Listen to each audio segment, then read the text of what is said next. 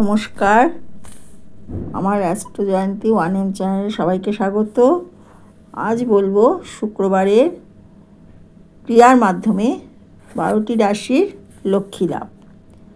শাস্ত্রে বলা হয়েছে শুক্র গ্রহ আমাদের জীবনে সম্পদ, প্রেম, সৌন্দর্য, দাম্পত্য, সুখ এবং বিলাসিতার কারক গ্রহ। যদি শুক্র গ্রহ দুর্বল হয় হরোস্কোপে, তাহলে আর্থিক টানাপোড়েন, সম্পর্কিত অশান্তি ও মানসিক অস্থিরতা দেখা দেয়। তাই আজ আমি বলবো 12টি রাশির জন্য আলাদা আলাদা শুক্রবারের বিশেষ ক্রিয়া। শুক্রবারে মা লক্ষ্মী, ধনলক্ষ্মীর বিশেষ পূজা হয় ও ধনলক্ষ্মী মায়ের কৃপা লাভ হয়। শুক্রবার দিন সাদা, গোলাপি, রূপোলি রং ব্যবহার করা ও সুগন্ধি জিনিস ব্যবহার করা অত্যন্ত শুভ।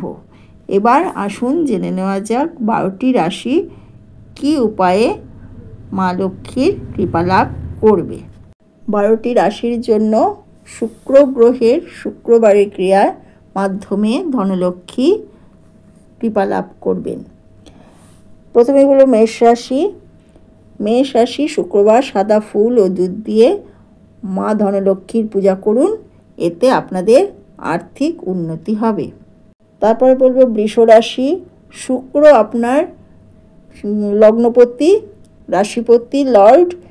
এই দিনে সাদা কাপড় বা মিষ্টি দান করলে বৃষ রাশির জাতক জাতিকাদের ভাগ্য উজ্জ্বল হয়। মিথুন রাশির জাতক জাতিকাগণ শুক্রবার সন্ধ্যায় তুলসী গাছের নিচে ঘিয়ের প্রদীপ জ্বালান, আর সম্পর্কিত আর্থিক স্থিতিশীলতা আসবে মা লক্ষ্মীর কৃপায়। কর্কট রাশির জাতক জাতিকাগণ সাদা চন্দন দিয়ে মা লক্ষ্মীর পূজা করুন, এতে আপনাদের মানসিক শান্তি আসবে এবং অর্থলাভ হবে অবশ্যই।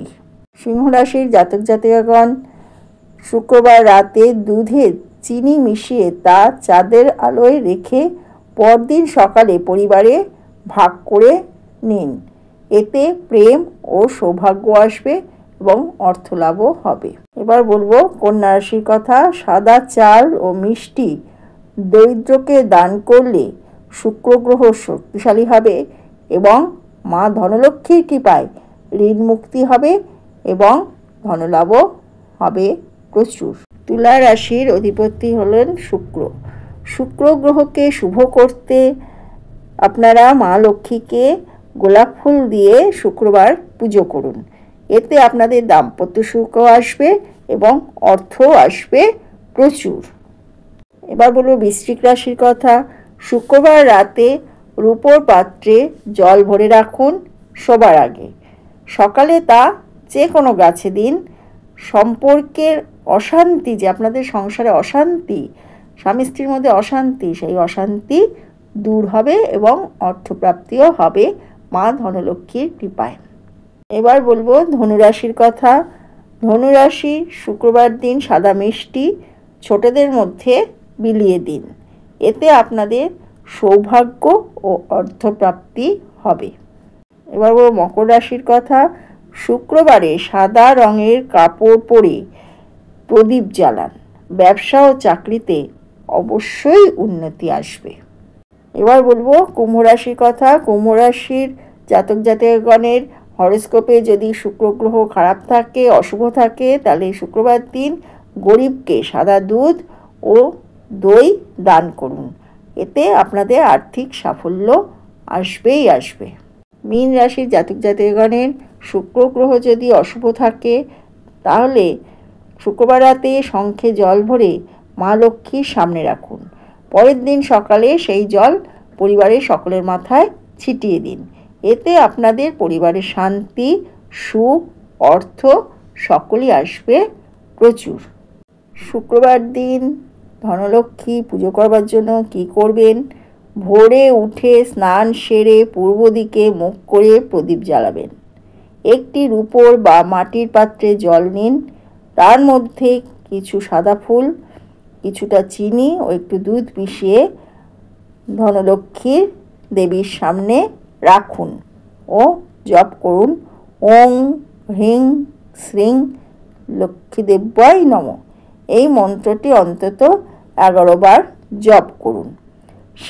পুজোর শেষে সেই জল বাড়ির মূল দরজায় ছিটিয়ে দিন। বিশ্বাস করা হয় এতে পরিবারে দারিদ্রতা দূর হয়ে যায়। সেই দিন অর্থাৎ শুক্রবার দিন সন্ধেবেলায় কি করবেন? শুক্রবার সন্ধ্যায় মা লক্ষ্মীর প্রতিমা বা ছবির সামনে 5টি ঘিয়ের প্রদীপ জ্বালান। পদ্মফুল বা সাদা ফুল দেবীকে নিবেদন করুন। 5টি কাঁচা হলুদ একটি লাল কাপড়ে বেঁধে মন্ত্র জপ করুন ও মা লক্ষ্মীর চরণে অর্পণ করুন। ওং শ্রীং মহালক্ষ্মী নমঃ এই মন্ত্রটি আপনারা 21 বার জপ করুন এবং ক্রিয়ার শেষে ওই কাপড়ে বাঁধা হলুদ আলমারিতে বা যেখানে আপনারা টাকা পয়সা রাখেন সেই ব্যাগে রাখবেন। বিশ্বাস করা হয় এতে অর্থের স্থায়িত্ব আসে। আপনার অর্থ সম্পদ কিছুটা হলেও জমবে এবং অযথা নষ্ট হবে না, অর্থাভাব আসবে না। যাদের হরোস্কোপে শুক্র গ্রহ অশুভ আছে বা অশুভ জায়গায় বসে আছে, অশুভ গ্রহের সাথে বসে আছে, তারা এই ক্রিয়াটি করবার দিনকে কি কি করবেন না আর কি কি করবেন এবার সেটি বলছি। শুক্রবার দিন মদ মাংস খাবেন না, ঝগড়া বা অপবিত্র কাজ করবেন না, করলে এই ক্রিয়ায় সফল হবেন না। বাড়ির বড়দের এবং ছোটদের অশ্রদ্ধা করা যাবে না। যিনি এই ক্রিয়া করছেন তার মন যেন শান্তি ও ভক্তিপূর্ণ থাকে।